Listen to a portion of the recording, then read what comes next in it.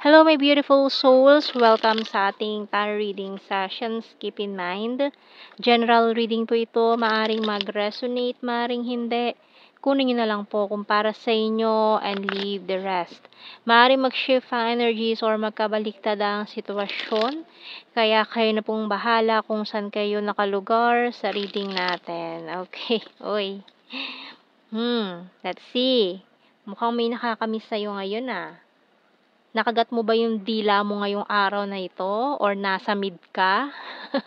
Yan, may nakaalala sa'yo, nakakamiss sa'yo. So, itong taong ito ay, this person is, para nasa malayong lugar siya ngayon. Iniisip ka, nakatanaw sa malayo. Ayan, maaaring tawid dagat ito, ibang bansa, or malayong lugar lang talaga na kailangan ng mga mahigit 10 hours na biyahe, ayan. So, kung land travel, ganun kahaba, 10 hours mahigit para mag-meet or magkita kayo. So, mukhang itong taong ito ay kinalimutan mo na Kasi mukhang, tawag dito, ginawa kanyang option, ayan, this person nag-juggling siya between you and another person, nalito siya, pero, tingnan mo ngayon nakakapit siya dun sa isang pentacle ngayon na parang hindi ka makalimutan nitong taong ito. So, tingnan natin, Magician, bottom card. So, ngayon, minamanifest ka niya. Iniisip ka niya dahil parang this person is sending you telepathic messages para maalala mo siya. Para ikaw yung mag-message sa kanya, kumustahin mo siya. Ganun ang ang minamanifest nitong taong to. Gusto niya na ikaw ang kumamusta sa kanya ngayon. So, tingnan natin, message, natin dito, signs and symbol cards.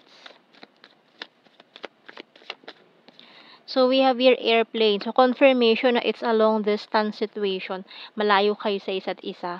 And we have here the tree. Pero kahit malayo kayo, yung ugnayan yung dalawa, yung roots ninyong dalawa still connected sa isa't isa.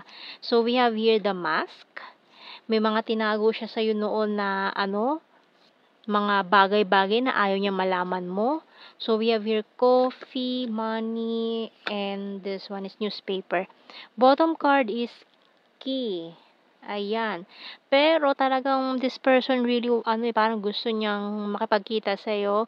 May news ka na maririnig about this person na makakapag din sa'yo na parang magtutulak din sa'yo na parang gusto mo rin siyang kumustahin or puwedeng baliktad, may may maririnig siya na balita tungkol sa'yo. Kaya yung unang magtutulak sa kanya to reach out. Parang ka niya, ask for a date, ganyan. Magkita kayo, pwede ba tayong magkita? Mag-usap, mag-date, ganyan. So, with this coffee, parang mag-uusap kayo ng harapan personally, parang coffee date, ganyan. So, tingnan natin anong message ng archangels natin. So, we have here Comfort by Archangel Azrael. I'm with you in your time of need, helping your heart to heal. So, tinulungan ka ng mga archangels natin para mag-heal from this connection. So, ngayon mukhang nagkapatawaran na kayo kung matagal na nangyari ito. So, tingnan natin mga messages natin dito sa ating tarot messages oracle cards. You complete me. I want to protect you. I want a family with you. I want solid foundations. So, ngayon may mga offer siya na ilalatag sa'yo ngayon. Ayan, maaari maglatag siya sa'yo ng solid foundations na hindi mo matatanggihan. Gusto niya ng poprotektahan ka niya. Ayan, kasi ikaw ang kumumpleto sa kanya. Gusto niya magkaroon ng family with you in the future. You're my rest and my healer. So, yun yung mga offer niya sa'yo or mga sasabihin niya. I love your humor. Crying over you, feeling lost, and we're compatible to each other.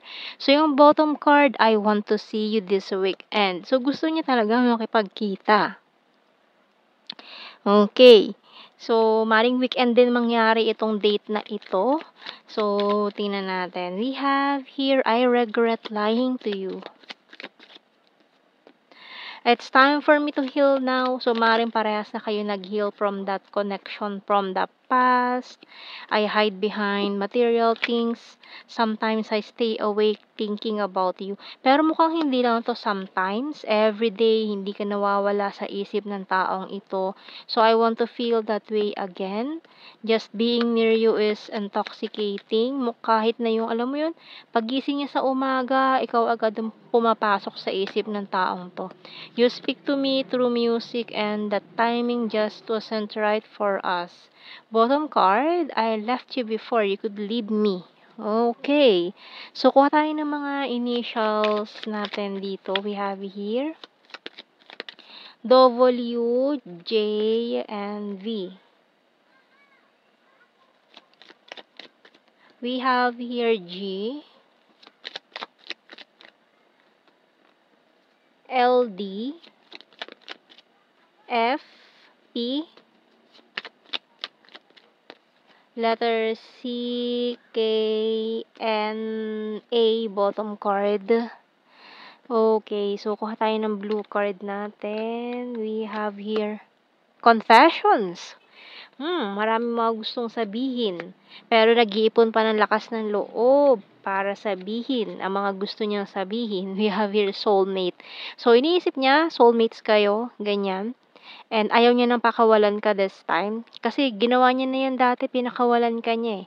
Pero ngayon, parang gusto ka niya nang ikulong sa buhay niya habang buhay. Ayan, hindi ka niya papakawalan. Kasi dati pinakawalan ka na niya and pinagsisihan niya yon. So, ngayon, hindi ka na niya papakawalan once na makuha ka niya ulit. Ayan, nako. So, kuha tayo ng ano natin dito, general signs and the messages.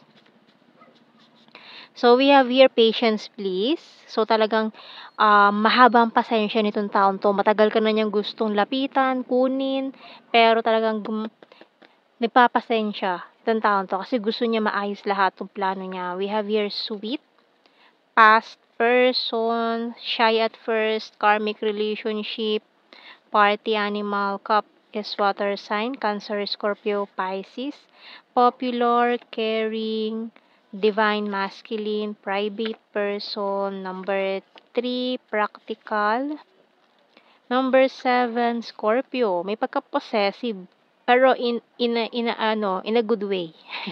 We have here, baliktad, Libra, ayan, sword is air sign, Gemini, Libra, Aquarius, summer and 5, present lover, water sign, Cancer, Scorpio, Pisces, air sign, Gemini, Libra, Aquarius, emotional, Mindanao, May, Wands is fire sign, Aries, Leo, and Sagittarius. Okay?